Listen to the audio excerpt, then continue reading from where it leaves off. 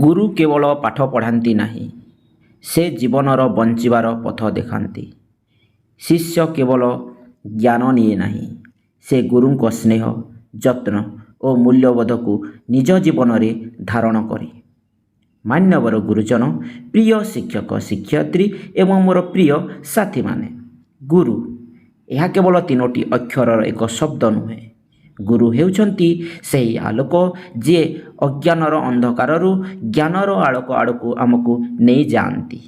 ମା ଆମକୁ ଜନ୍ମ ଦିଅନ୍ତି, ବାପା ଆମକୁ ଜୀବନରେ ଚାଲିବା ଶିଖାନ୍ତି, କିନ୍ତୁ ଗୁରୁ ଆମକୁ ଶିଖାନ୍ତି ଜୀବନକୁ କିପରି ସୁନ୍ଦର ଭାବରେ ବଞ୍ଚିବାକୁ ହୁଏ। ଗୁରୁଙ୍କ ପାଇଁ ଜଣେ ଛାତ୍ର କେବଳ ଏକ ରୋଲ୍ ନମ୍ବର ନୁହେଁ, ସେ ହେଉଛି ଏକ ସ୍ୱପ୍ନ, ଏକ ସମ୍ଭାବନା, ଏକ ଭବିଷ୍ୟତ। ଛାତ୍ର ଯେତେବେଳେ ଭୁଲ କରେ, ଗୁରୁ ତାଙ୍କୁ ଅପମାନ କରନ୍ତି ନାହିଁ, ଭୁଲରୁ ଶିଖିବାର ସାହସ ଦିଅନ୍ତି। ଛାତ୍ର ଯେତେବେଳେ ହାରିଯାଏ, ଗୁରୁ କହନ୍ତି ପୁଣି ଥରେ ଚେଷ୍ଟା କର। ଛାତ୍ର ଯେତେବେଳେ ନିଜକୁ ଦୁର୍ବଳ ଭାବେ, ଗୁରୁ ତା ଭିତରେ ଲୁଚିଥିବା ଶକ୍ତିକୁ ଦେଖନ୍ତି। ଆଉ ଯେତେବେଳେ ଜଣେ ଛାତ୍ର ସଫଳ ହୁଏ, ତାଠାରୁ ଅଧିକ ଖୁସି ହୁଅନ୍ତି ତାର ଗୁରୁ। ଏ ହେଉଛି ଗୁରୁଙ୍କ ସ୍ନେହ, ଏହି ହେଉଛି ଗୁରୁଙ୍କ ମହତ୍ଵ। କିନ୍ତୁ ଗୁରୁ ଶିଷ୍ୟ ସମ୍ପର୍କ କେବଳ ଶ୍ରେଣୀଗୃହ ଭିତରେ ସୀମିତ ନୁହେଁ, ଏହା ହେଉଛି ବିଶ୍ୱାସର ସମ୍ପର୍କ, ସମ୍ମାନର ସମ୍ପର୍କ ଏବଂ ମାନବିକତାର ସମ୍ପର୍କ।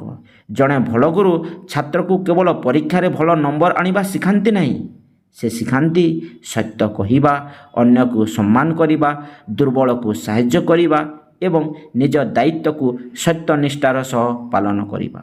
ଆଉ ଜଣେ ଭଲ ଶିଷ୍ୟ ମଧ୍ୟ ଗୁରୁଙ୍କୁ କେବଳ ଜ୍ଞାନର ଉତ୍ସ ଭାବରେ ଦେଖେ ନାହିଁ, ସେ ଗୁରୁଙ୍କ ପ୍ରତି ସମ୍ମାନ, କୃତଜ୍ଞତା ଓ ଭଲ ପାଇବା ହୃଦୟରେ ରଖେ।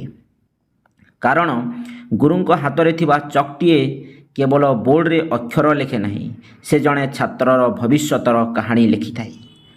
ଆଜି ଆମେ ଯେଉଁଠି ଅଛୁଁ, ଆମ ଜୀବନରେ ଯେତିକି ଜ୍ଞାନ, ସାହସ ଓ ମୂଲ୍ୟବୋଧ ରହିଛି, ତା ପଛରେ କେଉଁ ନା କେଉଁ ଗୁରୁଙ୍କ ନୀରବ ପରିଶ୍ରମ ନିଶ୍ଚୟ ରହିଛି।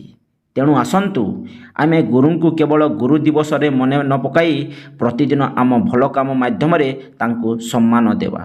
କାରଣ ଗୁରୁଙ୍କ ପାଇଁ ସବୁଠାରୁ ବଡ଼ ପୁରସ୍କାର ହେଉଛି ତାଙ୍କ ଛାତ୍ର ଦିନେ ଜଣେ ଭଲ ମଣିଷ ହୋଇ ଠିଆ ହେବା। ଶେଷରେ ମୁଁ ଏତିକି କହିବି, ଗୁରୁ ହେଉଛନ୍ତି ଆମ ଜୀବନର ଦୀପ, ଶିଷ୍ୟ ହେଉଛି ସେହି ଦୀପର ଆଲୋକ।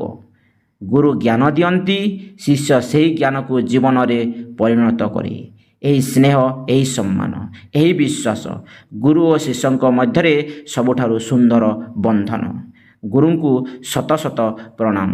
ଗୁରୁ ଶିଷ୍ୟ ସମ୍ପର୍କ ଚିରନ୍ତନ ହେଉ। ଧନ୍ୟବାଦ।